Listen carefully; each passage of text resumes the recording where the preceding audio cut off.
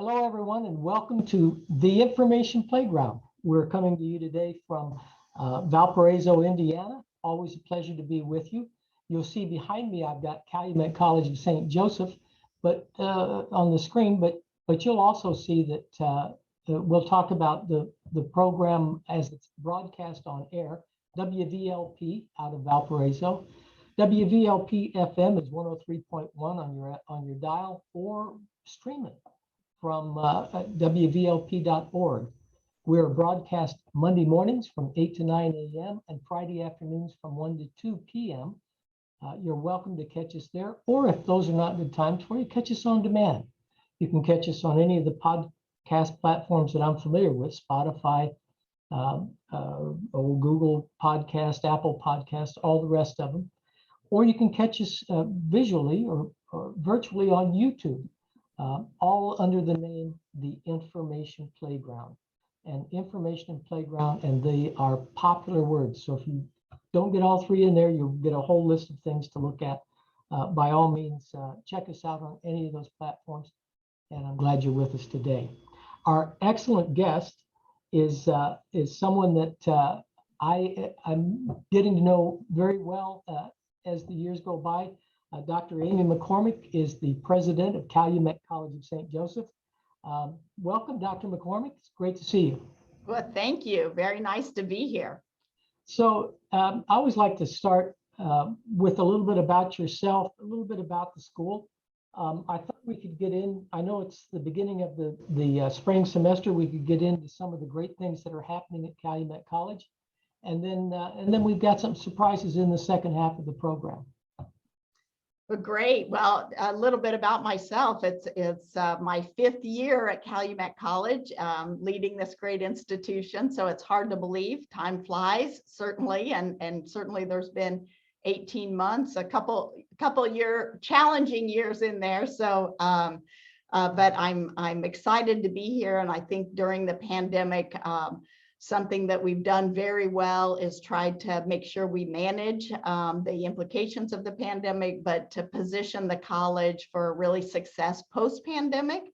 So I've said that often, and I try to, as a leader, certainly keep my vision a little future than the here and now, because of course the daily challenges, you can get caught up in that. So I'm really excited about what we have been able to do to transform the college going forward. So, I've been in Northwest Indiana. I'm from Indiana originally, grew up in Indiana, went to Indiana University, which had a big win over Purdue last night in basketball. So that was very exciting to watch.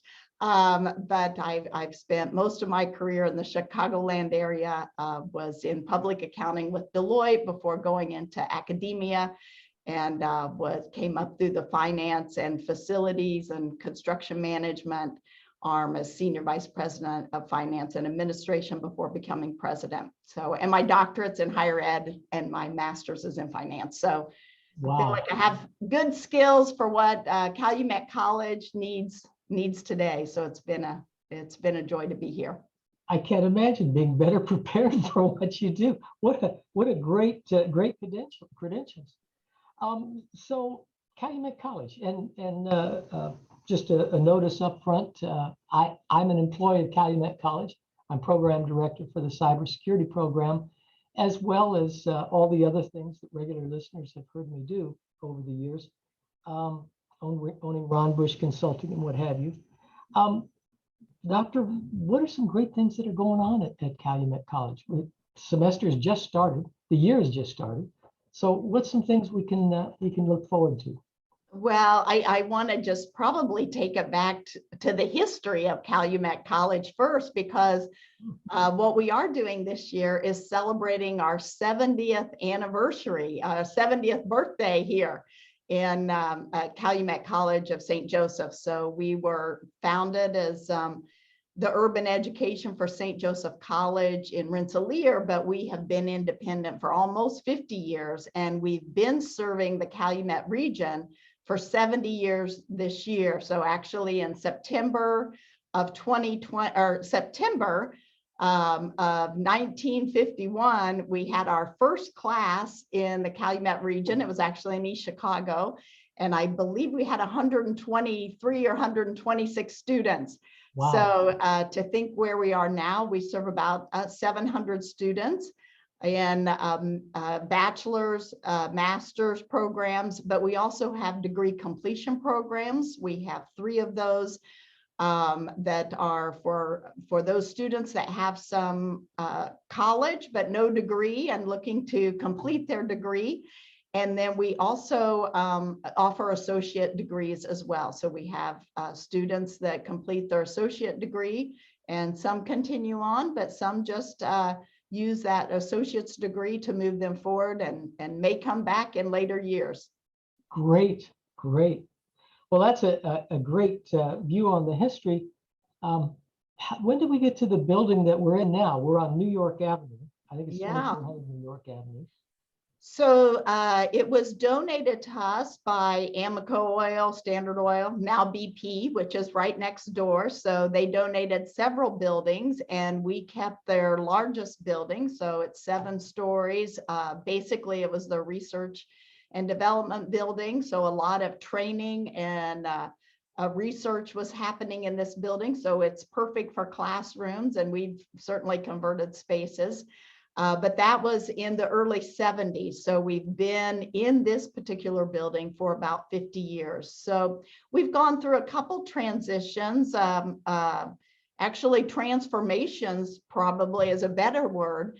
About 20 years ago, we started athletics. So we have always served a commuter population and will continue to serve a commuter population because we're really anchored in the region and want to be an anchor institution really serving the needs of the region. So we're a liberal arts institution, but with a career focus. So really applicable programs that help you have a successful life and career, and hopefully expand your knowledge in liberal arts as well. So the 2 transformations that one I didn't witness, but the one we're in the middle of was starting athletics. So we now have 14 collegiate athletic teams. Starting our next team in the fall will be sprint football. So that's exciting and picking up on a rich 20-year history of athletics. And we will start sprint football in the fall. And that is football as you know it, with full pads, 11 on 11, everything the same, but there is a weight limit. So it's for football players that weigh less than 178 pounds. So if you have anyone listening or parents listening that have kids that love football, oftentimes because of their size, they don't think they can play collegiate football. So we talked about how we are an institution about breaking down barriers and being accessible. And so this is another example that if you love the sport and you want to continue to play in college, hopefully we are able to serve that population. So I'm excited about that. And again, that continues with a 20-year history of offering athletics. And this year, we are currently in the ground with our first, what I like to call living and learning house. So it's for our first on-campus residential facility, but it will be 63 beds, 33 rooms. Every floor will have a community leader on the floor, but they are double rooms. And it's really a way that we want to, again, serve the community. So, and the students that are interested in an on-campus living experience, but these houses will have a service learning component. As I've kind of envisioned what housing can be on our campus, and this has been a conversation for a long time and before I arrived, but I wanted it to be more than just a residence hall where students slept. So we do have a concept where the students that live in the housing will provide some service to the community. So working with non-for-profits, an ability to expand the capacity for non-for-profits, for volunteers, and for our students to be able to serve our local community in a different capacity, but also build their awareness of kind of agency for our region, but being more aware of the non-for-profits in the area, so that when they graduate and go on and consider volunteerism post-college, that they'll have a knowledge of some of the non-for-profits in the area. And so that is currently being constructed, and it's to open in August. A lot of people, there's a lot of anxiety with building in this environment with supply chain issues and cold weather in Northwest Indiana, but we're in the ground. Hassey Construction is our general contractor, and we're working with a company out of Columbus, UHS, University Housing Solutions, and their architecture arm, which is MKC. Great. I'm not familiar with sprint football at all, but I'm excited about it. I really liked football when I was of the age to deal with that stuff. I was 5'9", 120 pounds, dripping wet. And so I remember the coach telling me things like they'll pound you on the ground like a tent peg and other colorful sayings that I won't mention. And so I never got to play it. I got to watch it, but not play it. So I'm really looking forward to this. Yeah, well, and you would be the exact person that I've had the great pleasure of meeting several recruits.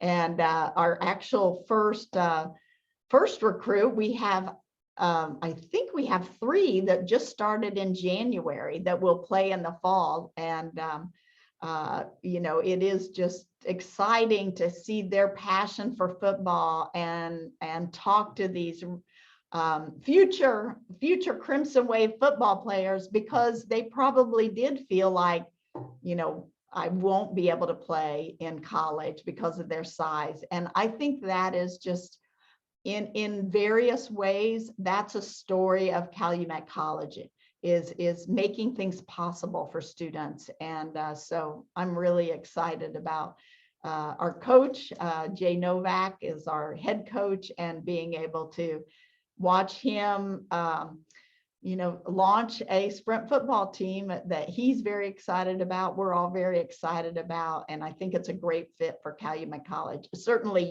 we are a big bowling school, so we attract bowlers from all over the country, and currently have the #1 individual bowler that is from Orlando, Florida, but we also have our first bowler who's from Hawaii. So we have a really large geographical reach in bowling. We have a brother and sister from Philadelphia. So I enjoy, we've been a powerhouse bowling school for a long time, thanks to Mike Backey as our bowling coach. And I think sprint football, it's just another, one of those niche sports that allows us to serve a student population that may not be served somewhere else. So it's exciting. Now you've got me curious. You've mentioned football and bowling. What other sports do we have?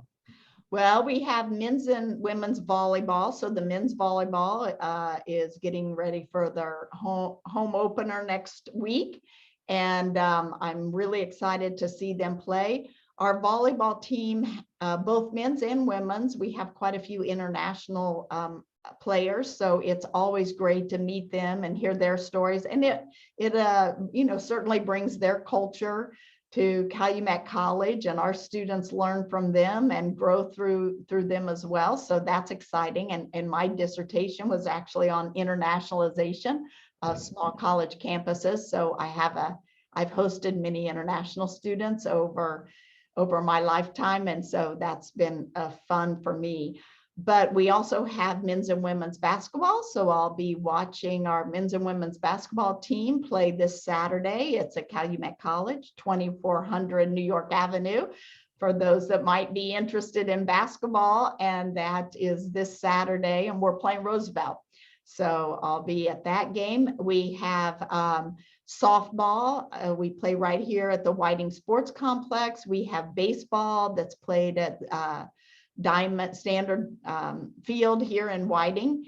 And we also have men's and women's bowling, of course.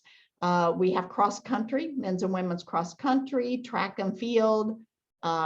Competitive dance is a growing program for us. So we actually just won a regional dance competition in hip hop and came in second in another, they have different genres of dance. So I get to see them live stream because most of them aren't local, but so I think I've covered all the sports, cross country, track and field as well. All the ones that I'm aware of. I've had students in several of them. So yeah, so we used to have golf, which was really fun for me to play at Lost March, you know, is sort of in our backyard. So I often say I love our location. We have Lake Michigan and beaches in our front yard. We have this beautiful restored golf course in our side yard. And then we have certainly the skyline and the city of Chicago views from my window. So I think that, and the dunes, the Indiana State Park is sort of right in our side yard too. So we're in a great location with a lot of opportunities and industry around us, but also certainly located in Hammond and near Wolf Lake and Lost Marsh Golf Course and the bike trails and walking trails, and then Whiting, sort of this little community where you get to know everybody and has all the restaurants and walking distance from the college and right on to Lake Michigan. So it's a great little place to be. People keep mentioning there's a festival. Let's see, what kind of festival is that? Oh, well, we have two. Pierogi Fest is probably the one you might be thinking of. So that draws people near and far. Actually, we have a couple of alums that come in from Arizona that I've met for Pierogi Fest. And of course, the last 2 years, it didn't happen 2 years ago, and last year was reduced in size, but it is great fun. And I live right on 119th Street. So they closed down 119th Street and I'm right in the thick of it. So I love it. It's great food, great music, and a real cultural experience representing the heritage of certainly the area. But the other festival is Festival of the Lakes, and that's also right at Wolf Lake. And so they have concerts, that both of those are in the summer, into July, beginning of August. So both of those, they really draw a crowd and great entertainment and experience in the local area. So Wolf Lake Pavilion is where they have Festival of the Lakes, and that's kind of a carnival, but they have for a week music concerts. So I usually get to 3 of them during Festival of the Lakes, and great artists, and it's a great environment with the lake in the background and the carnival, and really beautiful. And if you've driven up and down the toll road 90, you've probably over the years have seen the Ferris wheel and all the lights, and that's the Festival of the Lakes, so right here in Hammond. That's great to know. I used to commute into Chicago, and I do recall seeing the Ferris wheel. I didn't know what it was. I look forward to both of those this year. Yeah, so those are in July. So what else is going on? Anything else going on at Calumet College?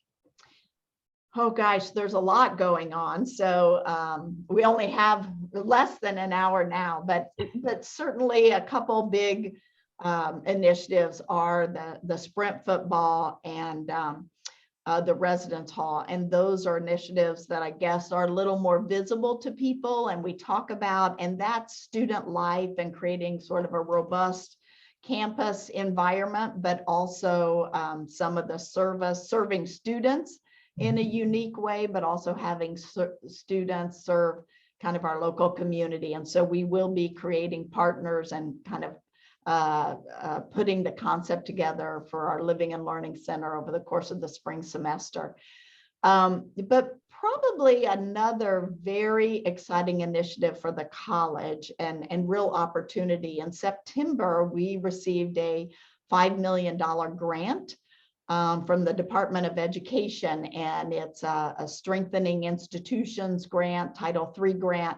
But we were eligible for that grant because we are a Hispanic serving institution. So I have been reading a book about Hispanic serving institutions, and Gina Garcia talks about Hispanic enrolling, Hispanic enhancing, and Hispanic serving institution. So Hispanic serving is a title given by the Department of Education if you are an institution with more than 25% of your students identifying as Hispanic or Latino Latina students. So often also referred as Latinx to shorten it. So if you have 25% of your students, you qualify for these grants. So we did a proposal last summer to the Department of Ed, and we were successful. And so we have a $5 million grant that will be paid out at $1 million a year over the next 5 years. Wow. And of course, we were the first Hispanic serving institution in the state of Indiana, and are one of a few currently. I think there are 2 currently and a couple, 2 or 3 emerging Hispanic serving institutions. So we are honored to be the first and the longest Hispanic serving institution at Calumet College. And so while we have been a Hispanic serving institution by their definition, what we want to make sure is that we are able to take it to the next level with this grant. So it is focused on STEM education. So that was a requirement for this grant, and really providing opportunities for Latino students to advance in STEM fields. So, which I'm excited about, and I'm sure you're excited about, given the cybersecurity program. But it allows us to provide some coaching, some first-year experience and retention initiatives, some real tutoring opportunities, technology needs that students might have. So industry liaison to make sure that they get internships and then have job opportunities. So some certainly would lack work experience, and making sure that they get that work experience so they're more prepared for careers after college in STEM fields. And really assessing, it's not just about enrolling a diverse mix, but making sure that we also have equity in our graduation, so that we are graduating at a similar percentage to how we're enrolling students. So we're really excited about that. And like I said, we got it in September. The start date was October, so we're still trying to catch up. Because it's great to be successful, but then we have 15 days and we had a great proposal. So we're hiring people, and we're really excited about the opportunities and what that can bring to the college and to our students.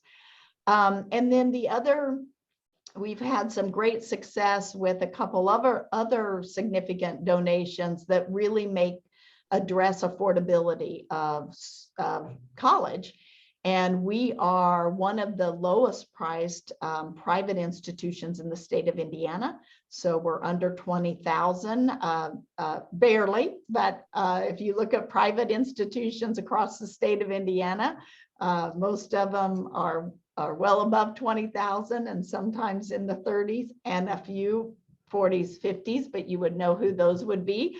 Notre Dame it's probably twice or more than us, but we are the only Catholic college in Northwest Indiana. And I like to say we're also the only affordable and accessible faith-based institution in Northern Indiana. So that's being able to continue to raise dollars to make sure that we can support students with scholarships, especially need-based scholarships, to make college affordable. So that's been a success of the last quarter. And then the other thing that we're working on is collaborations in healthcare, so that we can serve students and the region for the healthcare needs, because certainly there are a lot of jobs out there in healthcare, and we want to be able to meet those needs and serve the students. So starting with a lab that would serve nursing, and a collaboration that we're developing for a degree in nursing with a higher ed partner. So yeah, so those are a couple of the exciting things Certainly I could go on, but curriculum, some of the curriculum initiatives, thanks to a Lilly Endowment grant that we received in 2020, we've been able to enhance, and we'll talk a little bit about the cybersecurity, but that was one of the programs, and public safety program, healthcare, cybersecurity, and we were able to renovate our academic resource center with that money as well. So that's been a great addition. Great. I'm looking forward to getting further into that, of course. I don't want us to get too far ahead of STEM for our listeners. It's science, technology, engineering, and mathematics. It's something what the country as a whole has been encouraging for years, just so that we maintain leadership in those areas. We need to turn out more graduates. And of course, being in cybersecurity, it's important to me. But we do an excellent job. And I appreciate the fact that you brought up a Catholic school. You know, so much of our higher education does not get into ethics or deal with integrity or issues that I feel extremely important. We do, and I'm grateful for that.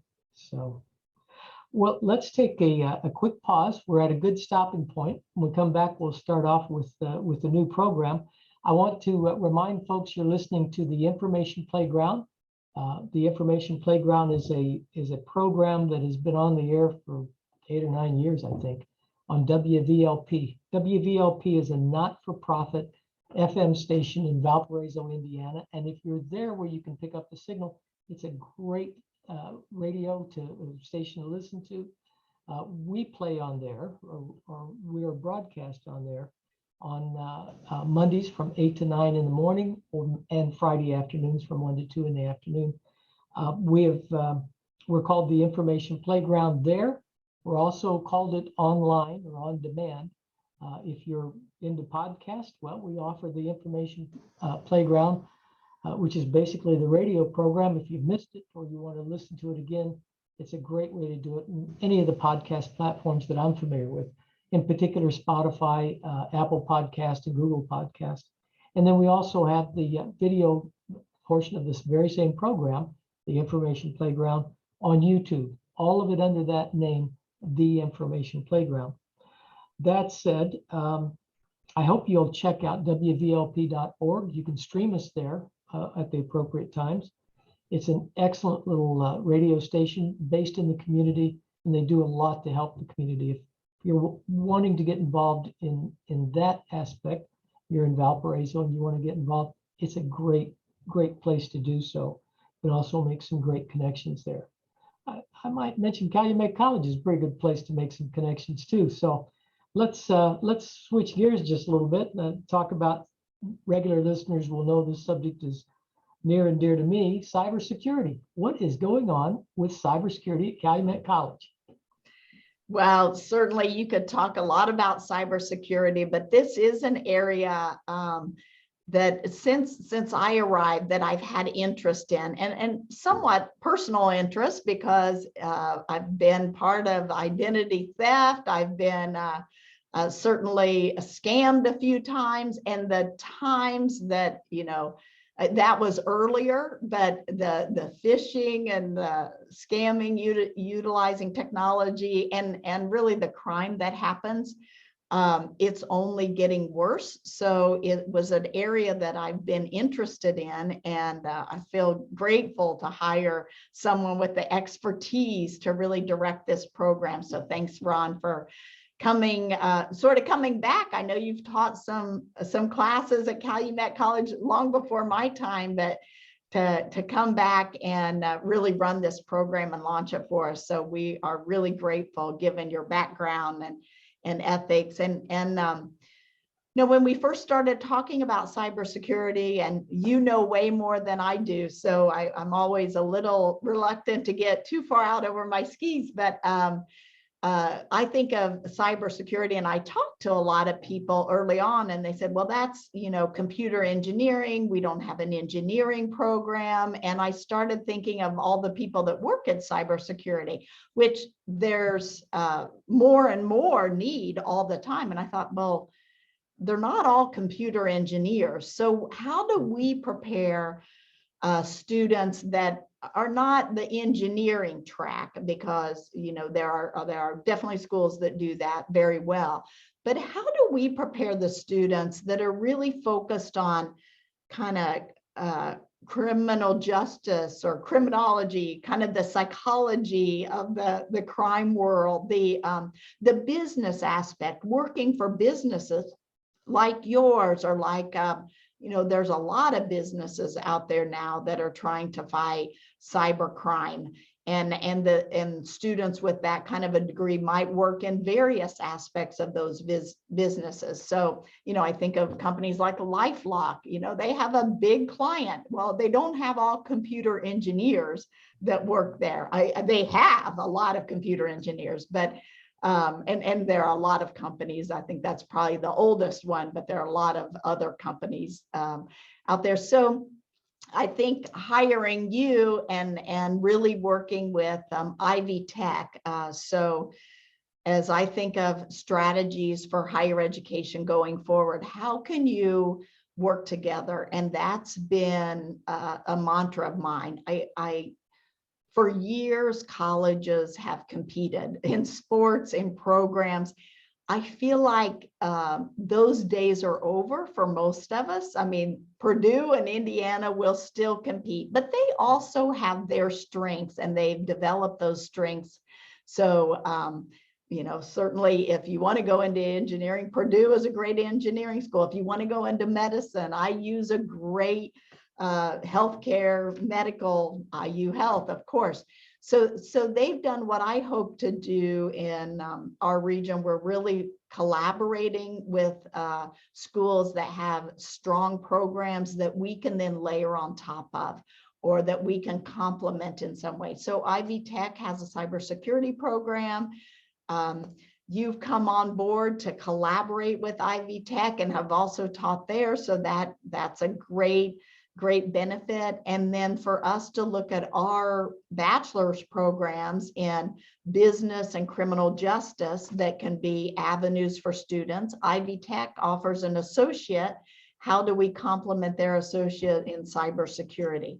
And so I'm really, I think that this is a program that has all the components of what higher education needs to do in the future to be successful. We're collaborating, we're meeting a regional need.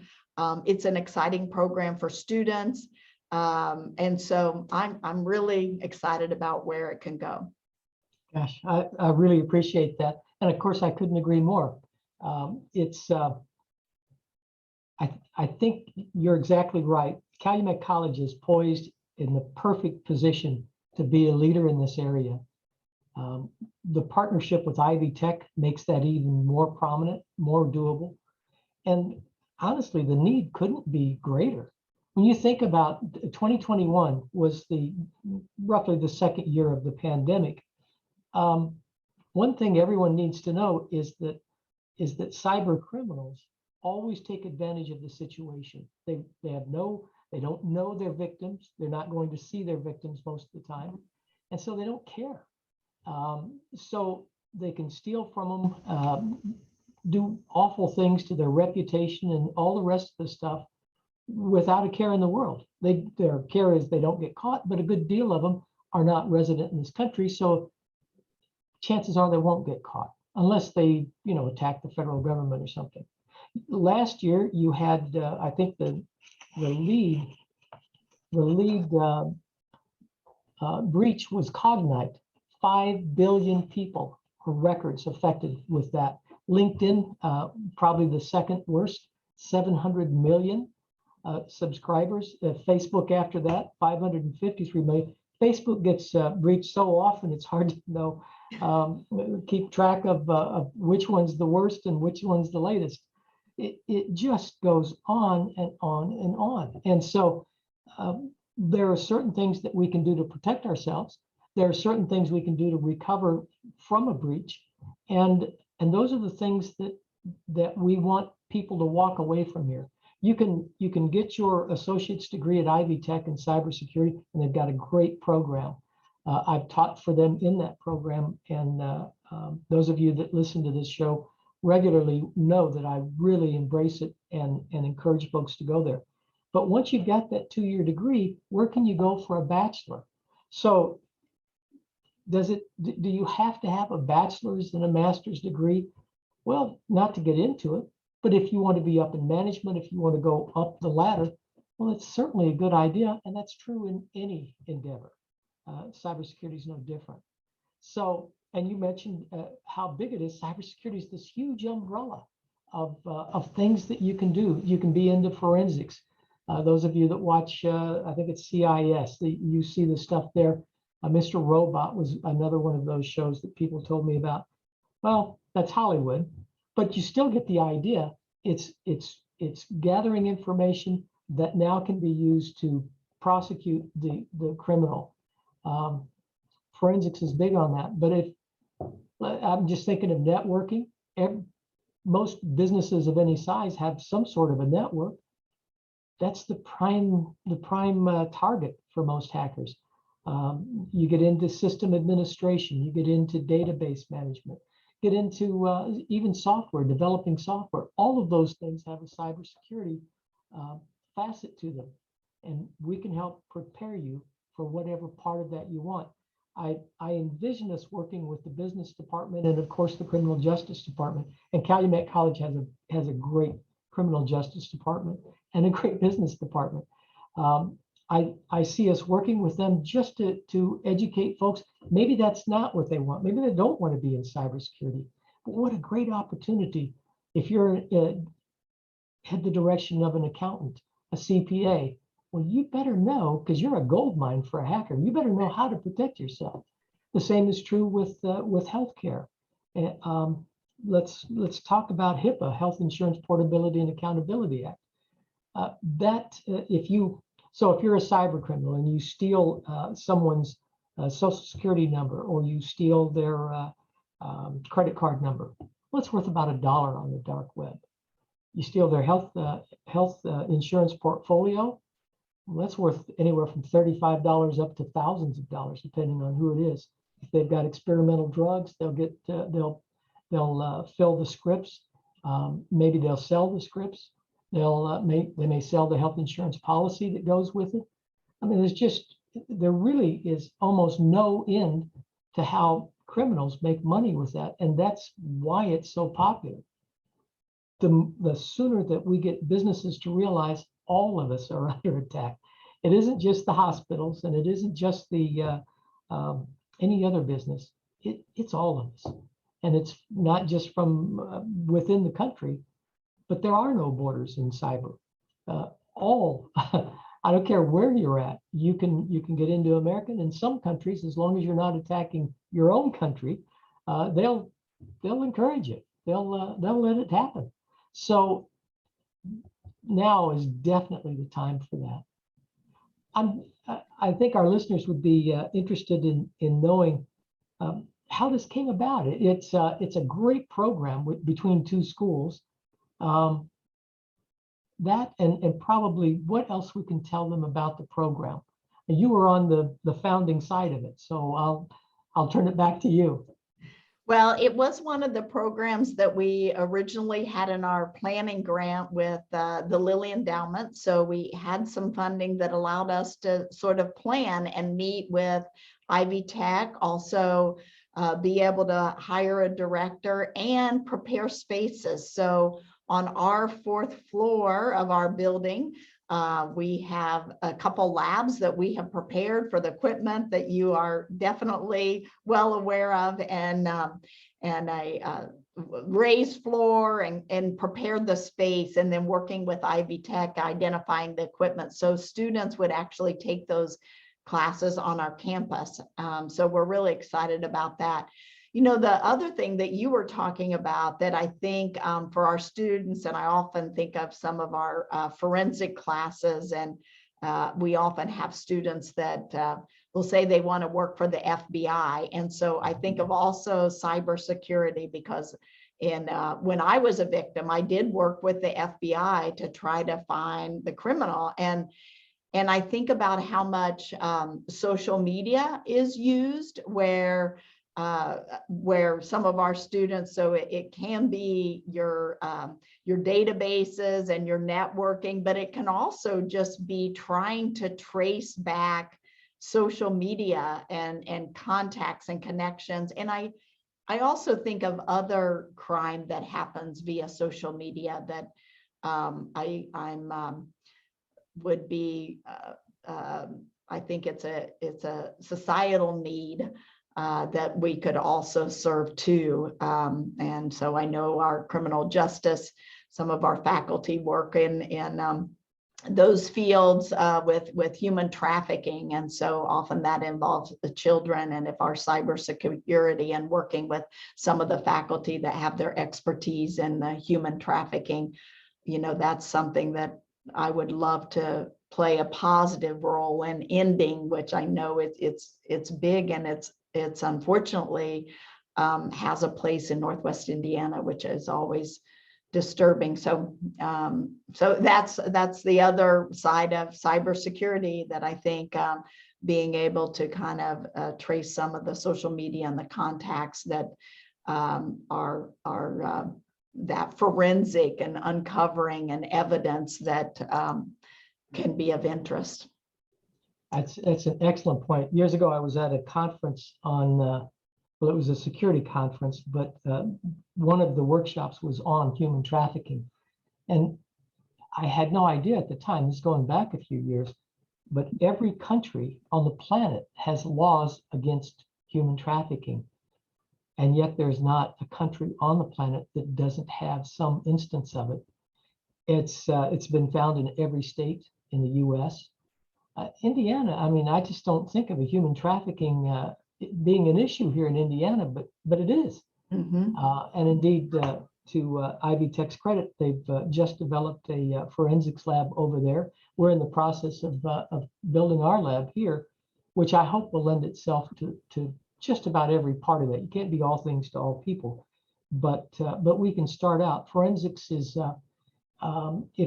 if you, let me just briefly go through the importance of it. If the police have caught someone, excuse me, who has caught someone, let's say that is involved in either drugs or human trafficking, if they believe evidence is on the phone, the legal authorities believe evidence is on their cell phones, if they approach that in any way not subscribed by law or prescribed by law, all of the evidence they get from that becomes inadmissible. So it's extremely valuable to do the right things and to do them in the right way. Those are some of the things that we'll be dealing with here. When I think of system administration, it's called privileged accounts. So often where networks are compromised or major businesses are compromised are with the IT director or the CIO, Chief Information Officer, or even the Chief Information Security Officer. Those folks usually have the privileges to go everywhere and do anything they want. So if you're a hacker, if you're a criminal, whose credentials do you want? Well, you want theirs, because you can do anything. You can do anything you want with the system or with the network at that point. So Psychotic is an excellent company that deals with that. It is one of those things that we need to not just get awareness, but we need to train people how to do it, how to secure your systems. Same as with software. If you haven't built in security into your software, you are asking for problems. There isn't any part of anything that goes into building a software or running a company that uses computers, and that's almost everything today. Even if you're a shoe repair shop, you probably have a point of sale device. Mm-hmm. So guess what? You're on the internet too. It's just amazing how many ways we need to cover ourselves and protect ourselves. And most people just are completely unaware of it. Well, I know the president is another target for hackers because they can find my name often online, often my email, and then they send emails from what appear to be my email, but of course they're not. And so I'm always tell people if it doesn't sound like me, don't answer it. Or and I've gotten a couple even phone messages where they've texted and someone said, is this you? Or so I think you talk about the IT department are targets, the CIO, Chief Information Officer is a target, but also the president is a target for hackers. So definitely, when you get into spear phishing, that's usually the first step.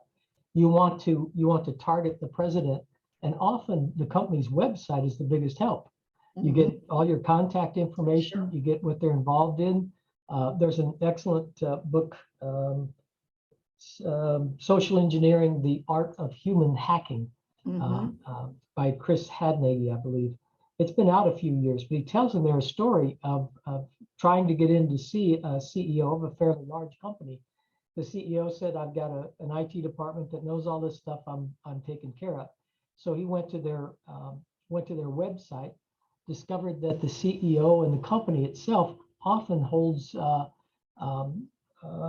they promote, I think it was cancer, something like St. Jude's, and I don't think it was St. Jude's, but something that helps children with cancer. Well, again, cyber criminals they're not there because they're ethical and they don't have integrity. So, and they're often smart.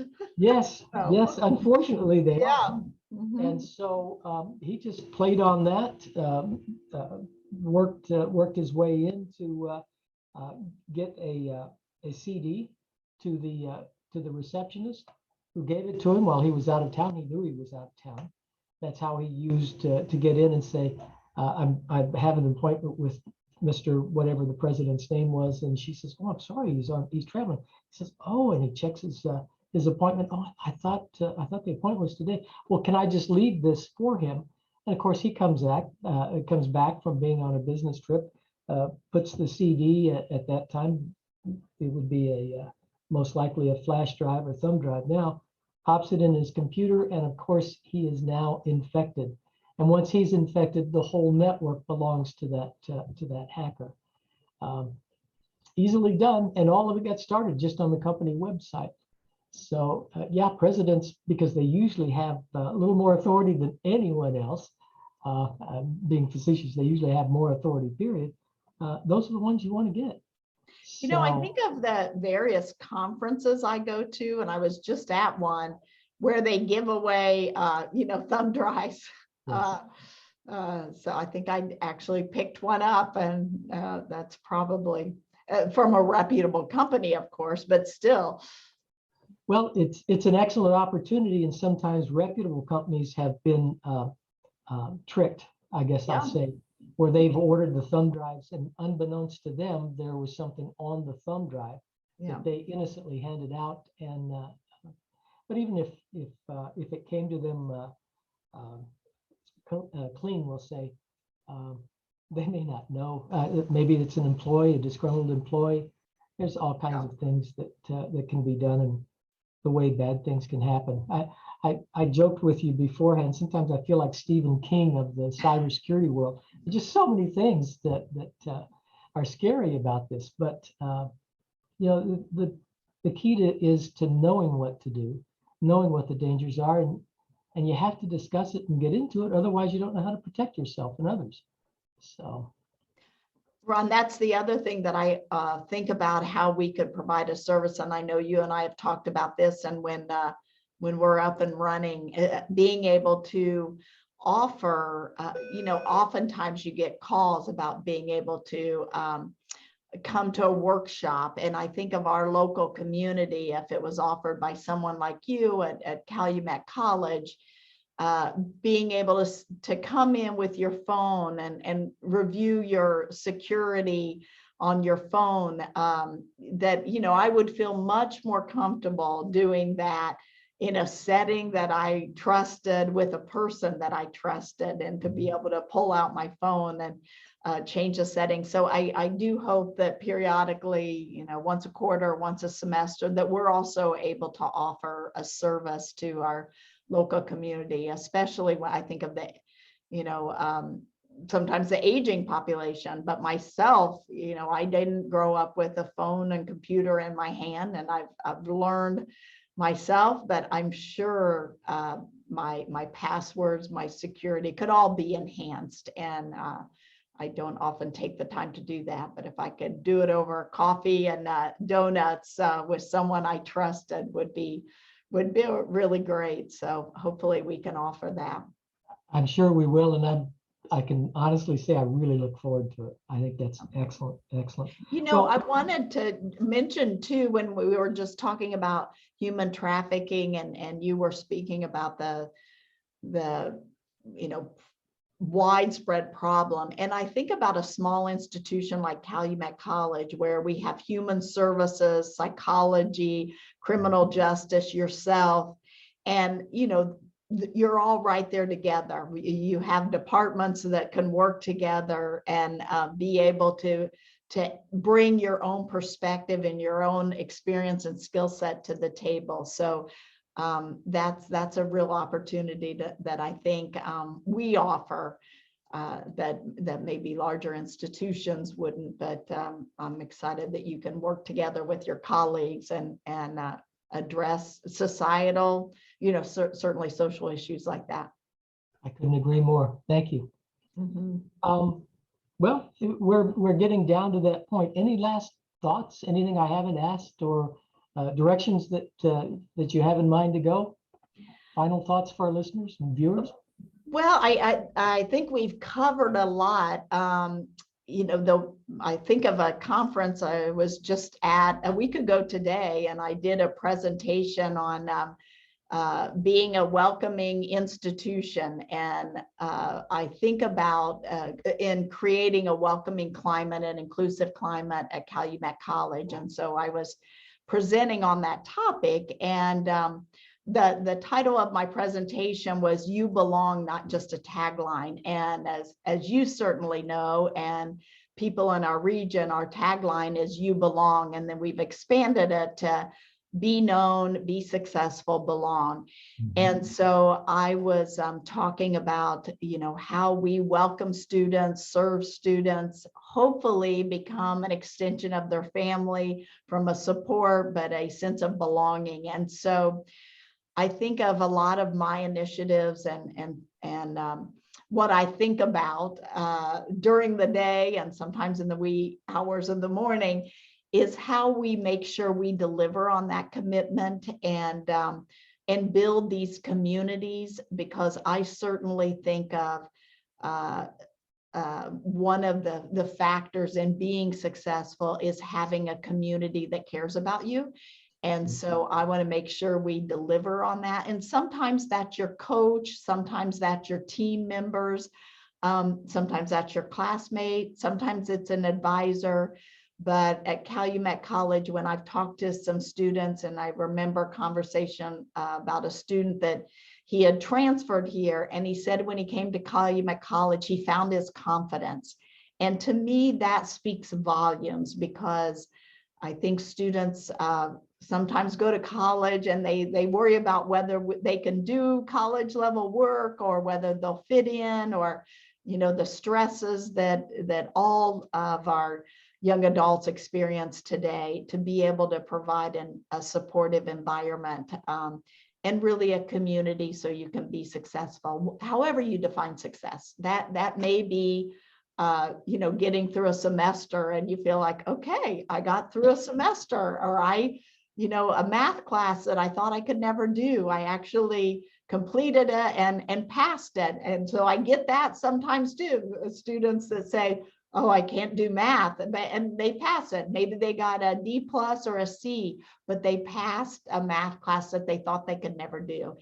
And so building supportive communities in a place where students feel like they belong.